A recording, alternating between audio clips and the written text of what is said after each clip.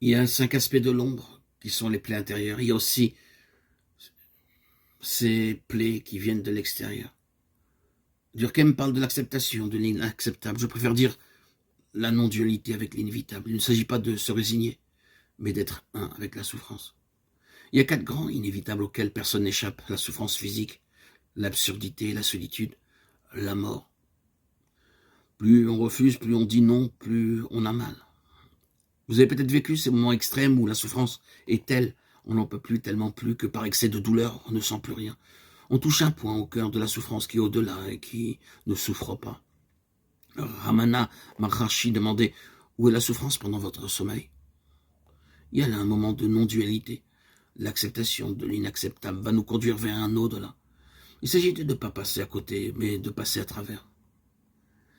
Il s'agit d'accepter de traverser. C'est un mouvement de Pâques, de passage. Nous avons aussi tous connu ces situations où il n'y a pas d'issue. À une raison s'oppose une autre raison. Et plus on cherche à comprendre, plus ça devient fou. La folie. On n'en est pas loin parfois. Et dans certaines situations, la folie, c'est de vouloir comprendre. La réalité n'entre pas dans nos petits schémas, dans notre vision du monde, notre conception du bien et du mal. Mais si on est capable de dire oui, il y a là aussi passage dans une autre dimension. Au cœur de l'absurde, c'est comme si on touchait un sens qui est au-delà de la raison. Toutes nos raisons. Il y aura toujours quelqu'un pour les contredire, et le contraire sera aussi raisonnable. Ce qui est folie pour la loi ordinaire, pour la normose dans laquelle nous vivons, a un sens au-delà du sens commun de l'existence. Et nous pouvons toucher là une autre dimension, la profondeur de l'être incréé, un sens qui est sûr, qui est vrai, et que rien, ni personne, ne peut nous enlever. Une sagesse qui n'assumerait pas la folie serait une bien pauvre sagesse. Cela aussi peut être la solitude auprès de quelqu'un, la solitude de l'incompréhension, d'être jugé au sein de sa propre famille. Plus on cherche à la fuir, plus on cherche à s'expliquer, à se faire comprendre, plus elle peut devenir douloureuse. Le jour où on est capable de dire oui, d'être non deux avec cette solitude, il se passe cette chose mystérieuse, c'est qu'on se retrouve au cœur même de la solitude en communion avec tous les êtres. Plus on va au cœur de sa solitude, plus on se retrouve en communion les uns avec les autres. Et plus on peut agir sur la vie même de l'univers par le dedans. Si l'autre ne nous comprend pas, c'est son droit. Il a ses raisons pour cela. Et nous ne pouvons que le respecter. Mais chacun de nous a le choix. Rester à la périphérie, aller à droite et à gauche dans nos relations, ou bien en utilisant l'image des pères, du désert, du cercle avec ses rayons. Nous pouvons aller au centre du cercle, au bout de notre rayon. Plus on se rapproche du centre, plus on se rapproche des autres rayons. Et enfin, la mort. On connaîtra tous ce passage. Je peux parler, pour ma part, d'une expérience personnelle qui s'est passée à Istanbul. Après toute une route épuisante, sans beaucoup manger, avec certainement une pulsion suicidaire dans l'inconscient, je perds connaissance. Et on me ramasse dans un fossé. Coma profond, électroencéphalogramme plat. Les examens me font considérer comme mort. Et on était prêt à m'enterrer quand, m'a-t-on raconté, le corps a fait un mouvement. Au niveau de ce que j'ai vécu intérieurement, quand j'ai senti la mort venir, je disais non. À 19 ans, c'est trop tôt, j'ai encore des choses à faire. Puis, après une sorte de combat, j'ai dit bon, j'ai beau lutter, je n'y arrive pas. Ce qui doit arriver arrivera. J'accepte.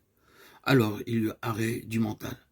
Je n'ai pas eu d'image, c'était rien, mais un rien, d'une telle présence, que je peux dire que tout mon travail par la suite sera pour essayer de retrouver quelque chose de ce rien, qui n'est pas de l'espace et du temps. Un rien qui est une réalité, pas une chose, pas un existant, mais qui est.